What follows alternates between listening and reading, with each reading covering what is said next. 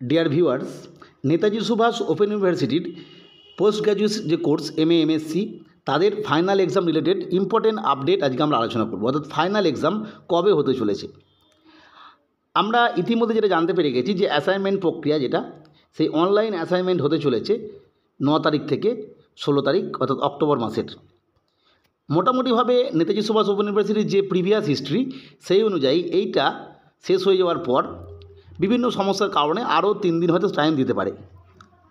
তবে অবশ্যই এই কথা শুনে কেউ এই সময়ের মধ্যে এক্সাম দেবে এরকমটা নয়, প্রত্যেককে এই সময়ের মধ্যে দিয়ে দেবে। আর যারা অ্যাসাইনমেন্টে সরাসরি 100% নাম্বার পেতে চাইছো সম্পূর্ণ ফ্রিতে, তাদের জন্য আমরা একটা ভিডিও আপলোড করেছি।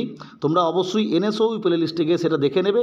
তোমরা নিশ্চিত 2-1টা সাবজেক্ট বা 2-1টা পেপারের বাদ দিয়ে প্রতিটা ক্ষেত্রে এই নিয়ম ফলো করলে 100% তোমরা যেখানে 100 নম্বরের পেপার কি 50 নম্বরের পেপার তোমরা কিন্তু নাম্বার পেয়ে যাবে। অবশ্যই সেটা দেখে নিও। ফলে 9 তারিখ থেকে 16 তারিখ বা তার পরবর্তীতে 2-1 দিন টাইম বাড়িয়ে দেওয়ার পর এই যে পিরিয়ডটা চলে যাওয়ার পর তারপরে কিন্তু আসবে তোমাদের রুটিন, অর্থাৎ পরীক্ষার রুটিন। এবং তারপরে অবশ্যই পরীক্ষার যে অ্যাডমিট কার্ড, টার্ম অ্যান্ড পরীক্ষার, সেই টার্ম অ্যান্ড পরীক্ষার অ্যাডমিট কার্ডটা তোমাদের দেবে।